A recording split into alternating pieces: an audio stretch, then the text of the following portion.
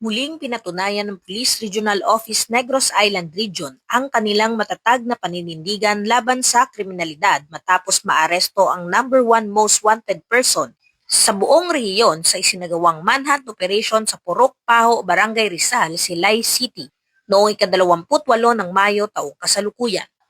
Sa pamamagitan ng masinsinan at intelligence-driven na operasyon ng Silay City Component City Police Station sa ilalim ng Negros Occidental Police Provincial Office, matagumpay na naaresto ang sospek na kinilala na si alias Clar na matagal nang pinaghahanap ng batas dahil sa kinakaharap nitong 6 na kaso ng frustrated murder at 2 kaso ng attempted murder.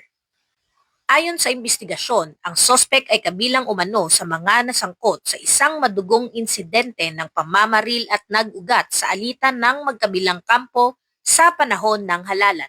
Ang naturang insidente ay ikinasawi ng 2 katao at ikinasugat ng 8 iba pa. Dahilan upang magsampa ng kaukulang kaso laban sa mga sangkot. Ipinakita ng Pro-NIR ang kanilang profesionalismo at mahigpit na pagsunod sa batas sa buong operasyon. Matapos maaresto, agad na ipinaalam sa sospek ang kanyang mga karapatan at isinagawa ang mga kinakailangang proseso alinsunod sa umiiral na mga patakaran. Ang matagumpay na pagkakaaresto ay isa lamang sa mga patunay ng walang humpay na kampanya ng kapulisan laban sa mga nagtatago sa batas. Layunin ng mga gantong operasyon na tiyakin ang kaligtasan ng mamamayan, mapanatili ang kapayapaan at kaayusan sa komunidad, at maihatid sa hukuman ang mga taong may pananagutan sa batas.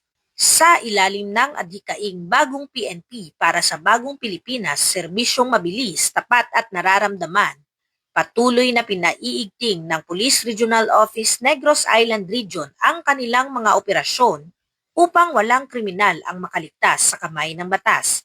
Ang tagumpay na ito ay nagsisilbing malinaw na mensahe ng ang kapulisan ay nananatiling matatag, maagap at nakatuon sa pagbibigay ng ligtas at mapayapang pamayanan para sa lahat. Mula dito sa Police Regional Office Negros Island Region, ako ang inyong Police News Network Correspondent, Patrolwoman Andrea De Palobos. Alagad na batas, tagataguyod na balitang pulis.